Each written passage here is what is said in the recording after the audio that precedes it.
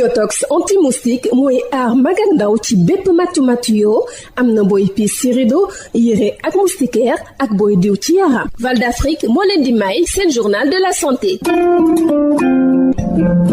dal leen ak jàmm centre d'excellence africain pour la santé de la mère et de l'enfant dina amal ab liggéey bu jàppandal ci diwaanu Touba laata màggal gi ak bés yi ci topp ñu daal di mobiliser ay équipe ngir ñu dugal seen loxo ci prise en charge population yi bu ñu sukkandikoo ci professeur Ousmane Ndiaye di pédiatre jiite service universitaire de pédiatrie te université Cheikh Anta Diop jiite it centre d'excellence africain pour la santé de la mère et de l'enfant. activité bi ñuy def Touba activité bu important la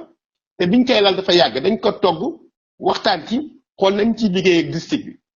te activité bi defuñu ko de façon isolée dañu ni mais daanaka ñun am nañu activité suñu orientation la appui communautaire mais ministère de la santé li ko soxal aussi mooy appui communautaire boobu def ba tout ba population yi ñu nekk à côté d'eux donc ñu ni ñun dañuy accompagner activité ministère de la santé parce que su dee centre d'excellence rek duñu mun régler tous les problèmes boo xool li ñuy def yëpp dañ ko coordonner ak ministère de la santé ak district sanitaire bi léegi bu ñuy koy organiser toujours dañu naan ñaari yëf la ñuy def du ñu demee ci terrain bi dañu naan dañuy jël suñu professionnels yi ñuy nekk yëpp ci équipe yi santé d'excellence bi ñu distribuer leen ci structures yi sanitaires yi nga xam ne yëpp soxla nañ leen fa yi nga xam ni population nañ leen fa soxla ñu def ay activités de consultation gratuite tous les jours consulter man mii di wax ak yéen daaw maa ngi woon ndaamaatu ñaari fan yoo xam ni dama consulter tous les jours de 7h à 18h te vraiment bànneex laa ci jóge parce que dama ni au moins am naa fi jëriñ régler naa fi ay problème pour population yi donc loolu lañ fay nekkee veyu màggal bi bisu màggal bi ak lendemain màggal bi ñi équipe yi dañuy liggéey consultation gratuite te centre d'excellence dafa jënd ay médicaments yoo xam ni daan na ko doyul sax mais luñ ci mën a maye dañ koy maye parce que pour population yi la boobee fànn mu njëkk bi mooy consultation yi. dale ko ay bés nag centre d'excellence africain teew na foofa ca Touba ngir amalit ay séance de sensibilisation jëmale ci askan wi. santé liñ ci mën wax faj bi baax na mais prévention moo important prévention dafay ànd ak communication boo xam ne day sensibilisation population yi la donc ñu ni centre d'excellence dana def ay activités de sensibilisation soo xoolee bu baax. bus bi ñuy utiliser mooy bus médicalisé nit ñi am polyclinique mobile bi di circuler depuis barki démb ay fan ci biir Touba ànd ak ay nit yoo xam ne dañu xarañ ci communication ci message de sensibilisation yi ci problème de santé publique yi muy problème mu paludisme muy problème Covid bi muy problème maladie diarrhée yi yeeg muy problème femmes yu nekk en état te war a dem ci structure de santé ñu leen di ñaax pour ñuy dem ñu leen di suivre defal leen ay consultation prénatale de qualité ñu leen di ñaax que ñuy dem accoucher dans les structures de santé pour mën a mucc ci feebar bi ak ci ñàkk seen bakkan yooyu yëpp ay activités yoo xam ne dañ koy développer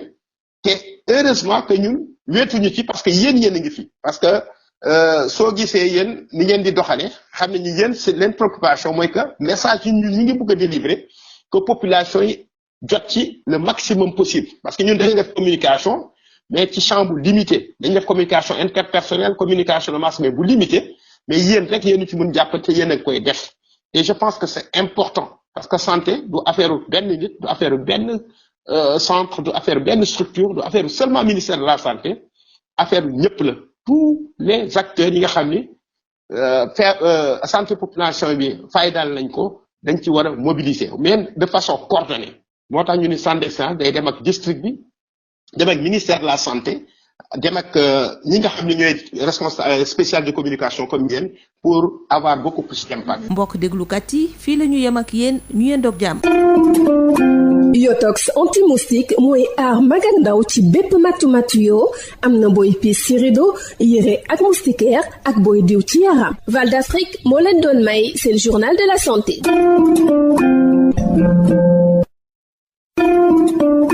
Yotox anti-moustique pour le corps, les vêtements, les rideaux et draps vous protège contre les moustiques chez l'adulte et l'enfant. Val d'Afrique vous offre votre journal de la santé.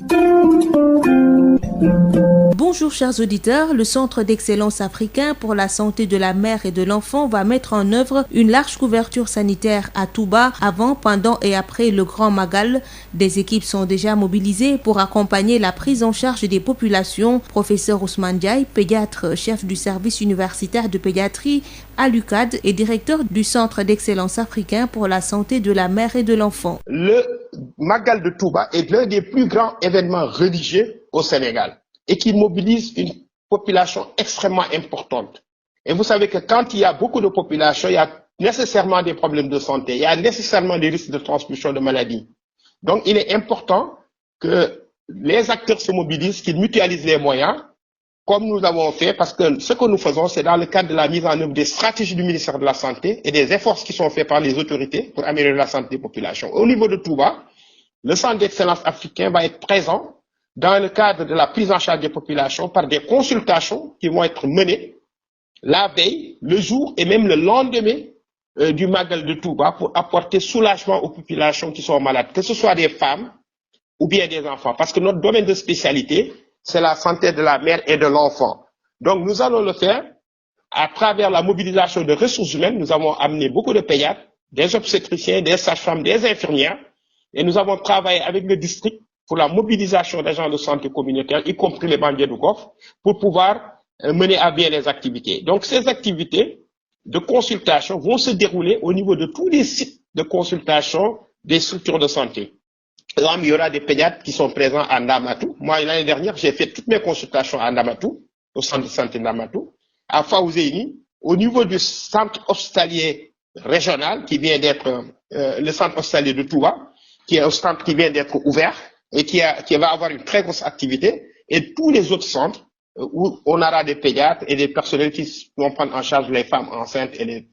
Il y a aussi un élément important parce que le Centre d'excellence africain a mobilisé une polyclinique mobile, on appelle un bus médicalisé, qui a été acquis dans le cadre du projet des centres d'excellence et financé par la Banque mondiale. Dans ce bus, il y a un secteur où on peut faire de la consultation de femmes enceintes ou bien normales ou bien qui ont d'autres pathologies. Il y a un secteur où on consulte des enfants et avec du matériel, un appareil d'échographie, du matériel pour prendre le poids, la taille et toutes les constantes, y compris du matériel de laboratoire. Depuis quelques jours, le Centre d'excellence africain est présent dans la ville de Touba pour des sessions de sensibilisation. C'est important parce que nous avons des messages de santé à délivrer aux populations. Ces messages pour la prévention des maladies, que ce soit les maladies infectieuses et les maladies non infectieuses, le paludisme, la protection contre le paludisme, la protection contre la diarrhée, la protection contre la COVID-19,